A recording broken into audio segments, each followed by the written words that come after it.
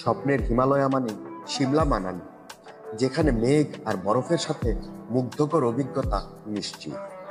সিমলা এবং মানালি এ দুটি স্বর্গীয় স্থান।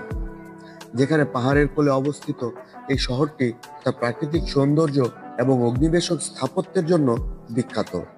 এখানে আসলে আপনি টয় ট্রেনের যাত্রা উপভোগ করতে পারবেন,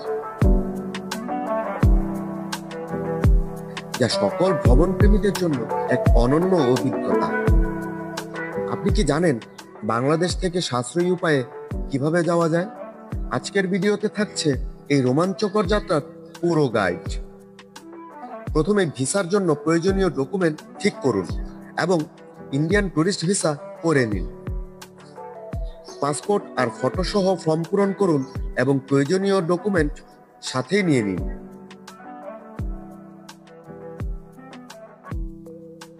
এবার চলুন যাত্রা শুরু করি।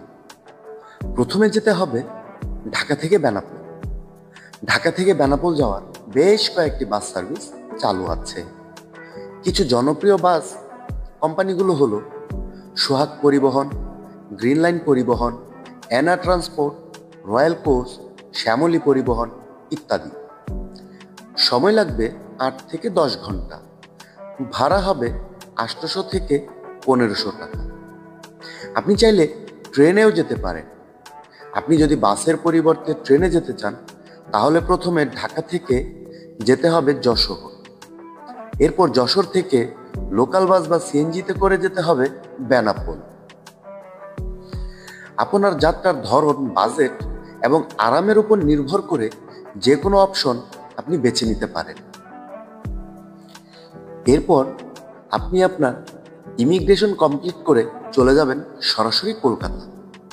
কলকাতা থেকে সিমলা ও মানালি ট্রেনে সরাসরি যাওয়া সম্ভব নয়, তাই প্রথমে আপনাকে যেতে হবে হাওড়া থেকে কালকা।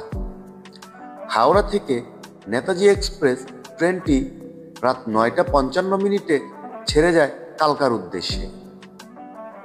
আপনার ট্রেনে পৌঁছাতে সময় লাগবে প্রায় 36 ঘন্টার মতো। ট্রেনের সময়সূচি ও টিকিটের প্রাপ্যতা সম্পর্কে বিস্তারিত জানতে ইন্ডিয়ান রেলওয়ের ওয়েবসাইট পরিদর্শন করতে পারেন। এরপর কালকা থেকে যেতে হবে সিমলা। কালকা থেকে সিমলা যাওয়ার জন্য ঐতিহাসিক টয় ট্রেন রয়েছে, যা পাহাড়ি পথে মনোরম দৃশ্য উপভোগ করার সুযোগ দেয়। লাইনের উপর ক্যানভাস, পাহাড়ি নদী আর সবুজ। যাত্রাপথে লুকিয়ে রয়েছে রোমান্স।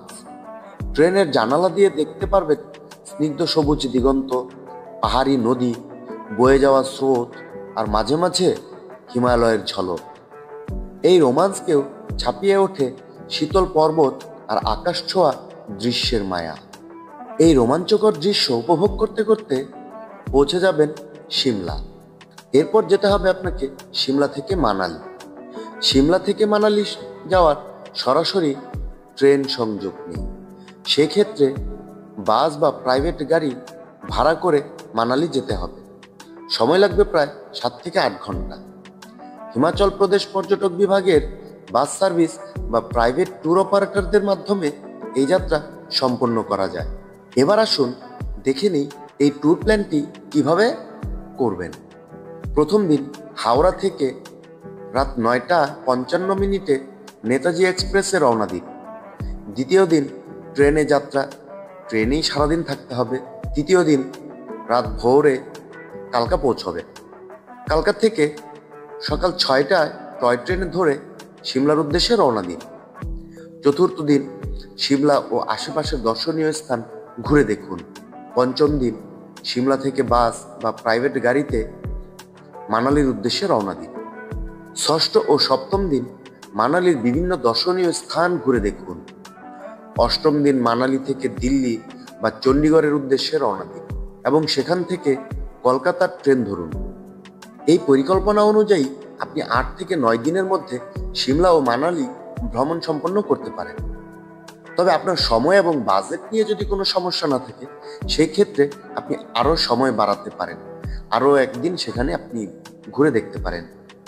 আপনার যদি বাজেট নিয়ে কোনো সমস্যা না থাকে, সেই ক্ষেত্রে আপনি দ্রুততম উপায়ে কিভাবে কলকাতা থেকে সিমলা পৌঁছাবেন। আপনি কলকাতা থেকে দিল্লি ফ্লাইটে চলে যাবেন, এরপর দিল্লি থেকে বাসে করে চলে যাবেন সিমলা। সিমলার মনোমুগ্ধকর রাস্তাঘাট, ঔপনিবেশিক স্থাপত্য আর টয় ট্রেন আপনাকে জানিয়ে দেবে হলিডে মুড। এরপর মানালির প্রাকৃতিক দৃশ্য ও স্নো ভ্যালি আর অ্যাডভেঞ্চার অ্যাক্টিভিটিস আপনার রোমান্সকে আরও জমিয়ে তুলবে। সিমলা মানালিতে রয়েছে অনেক বাজেট হোটেল। আপনি একটু খোঁজাখুঁজি করলেই পেয়ে যাবেন আপনার বাজেট অনুযায়ী হোটেল।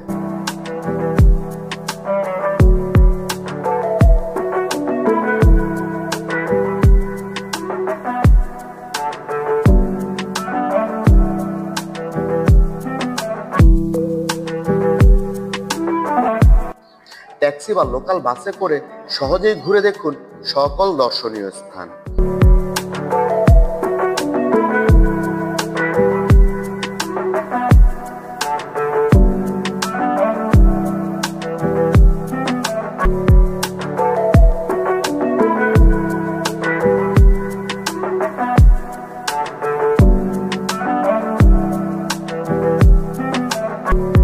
সিমলা ও মানালির দর্শনীয় স্থান। প্রথমেই আসি সিমলা। সিমলার প্রধান আকর্ষণ হলো মল রোড, যেখানে আপনি হাঁটতে হাঁটতে স্থানীয় খাবারের স্বাদ নিতে পারবেন। কুফরি, বরফের পাহাড় ও ঘোড়ায় চড়ার এক উপযুক্ত স্থান। ক্রাইস্ট চার্চ, ঐতিহাসিক ব্রিটিশ আমলের এই গির্জা।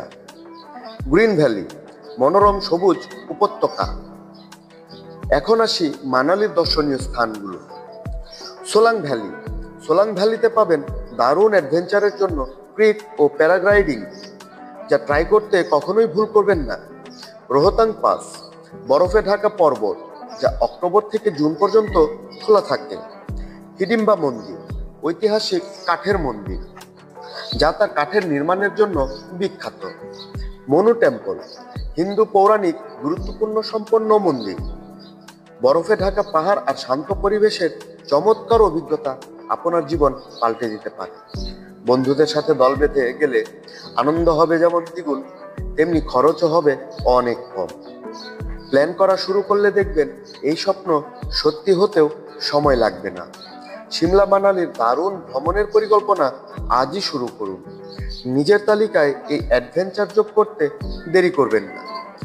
আমাদের ভিডিও ভালো লাগলে লাইক করুন, শেয়ার করুন এবং সাবস্ক্রাইব করে পাশেই থাকুন আরো দারুণ দারুণ ভ্রমণ পরিকল্পনার জন্য। আপনার ভ্রমণ সুন্দর এবং নিরাপদ হোক।